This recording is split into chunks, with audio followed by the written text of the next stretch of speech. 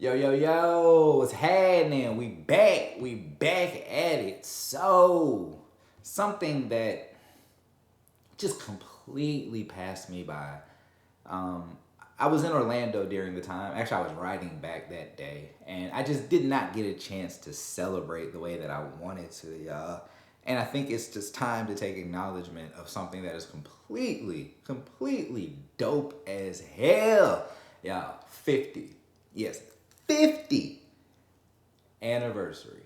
50th anniversary of hip hop. Oh my God, y'all. I know I'm only 34, so it's been 16 years prior to my existence, but I'm just saying, for my 34 years, I have fallen, I fell in love, fallen in. I am truly infatuated with this genre, man. I love hip hop so much. And I know that most people just simply think about rap as hip hop. So, y'all know me, I get to get hip hop nerdish and stuff like that and talk a little bit more deeper about what actually is hip hop. So, you got that's right, five pillars of hip hop. You do have rap, and that is the most prominent. But you also have b-boying, which has turned into this dance phenomenon. Things like what's it called? Jabberwockies from those kind of shows. And man, the evolution of dance is incredible. Graffiti, that has taken on this whole new thing politically, especially with things like Banksy and political pieces being just sprayed and putting stuff like that. Then you got your DJing, right? Because that was such a huge element of what helped the rapper get to where he needed to get to. But then you also have this evolution of what DJs are now.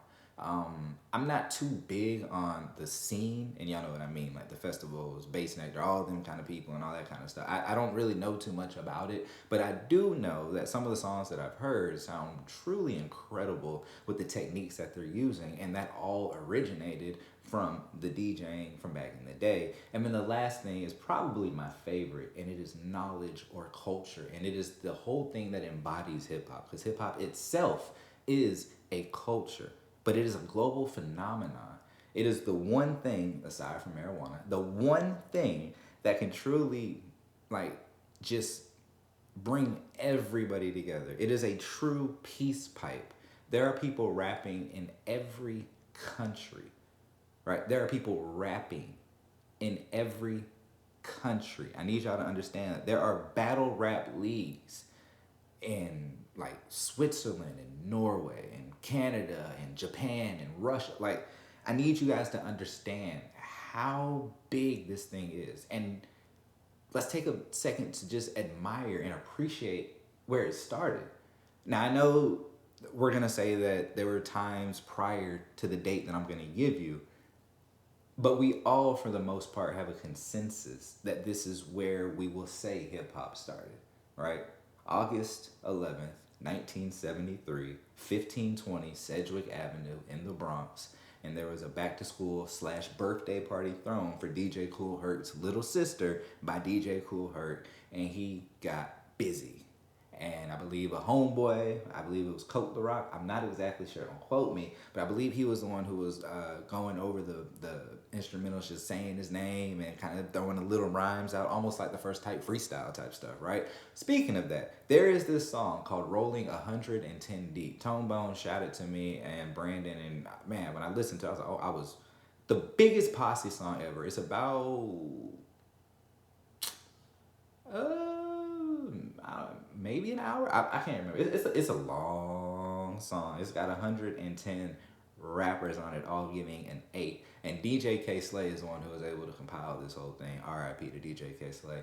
But I say all of that to say, like, like where hip hop is right now is, man, it's incredible. But where it started was something so small, so I wouldn't say insignificant, but just so random, right? And on that 110 Deep, Coke the Rock, or the very first so-called rapper, actually raps again for the first time in I don't know how long. And they get a lot of old school and a lot of new school and a lot of current rappers. It's dope. It's a check it out. Definitely check it out. If you a hip hop head, you a rap nerd, you a rap fan, whatever. Definitely go check it out.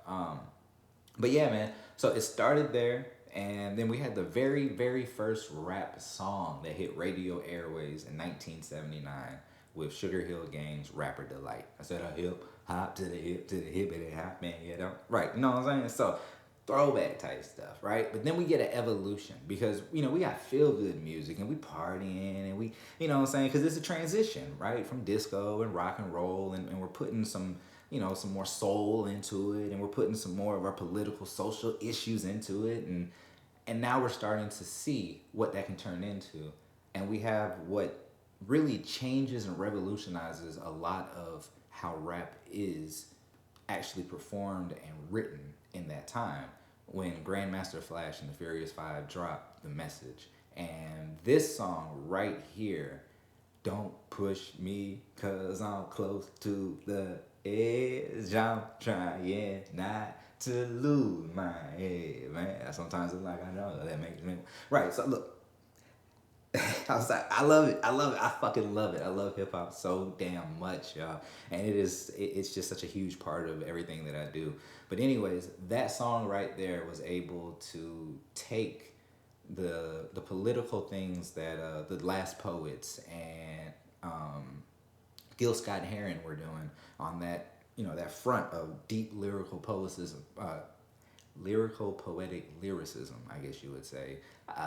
Yeah, so they were doing all of those things. So now you start to see that transition from the bouncing of feel good music to an actual message being, you know, portrayed. No pun intended, because the song's called The Message, right? And then you start to see things changing. You see people like LL Cool J doing his thing. You start to see KRS-One, Eric B. and Rakim, or you start to see the emergence of the duos, the rapper and the DJ, like the Gangstar, Fresh Prince, and DJ Jazzy J. I mean, you know, there were so many of these duos and stuff like that that were starting to come up. And then you had what changed everything when hip hop became truly mainstream, with NWA changing everything. And from there on, hip hop has blossomed into what we see today, an experimental form of conscious, sometimes energy elevating, sometimes derogatory, sometimes detrimental, but at all times a true expression of that individual in that moment. Hip hop is the greatest force that we have on this earth. Hip hop, to me, is the one thing that if you sat people inside of a room and told them to come up with any type of song from any type of genre, I'm giving you 9 out of 10 times they're gonna come up with a rap song. Not because it's easy, but because it's relatable, because they understand the structure, and because it's something that you can do if you just want to. If you have something to express, you don't need to know instrumentals. You don't need to, well, you should know song structure. You should know cadence and things like that if you're gonna really take it serious, but you don't need to know that. All you need is a pen. All you need is a pad and maybe an instrumental. You might just write a cappella. You might just freestyle.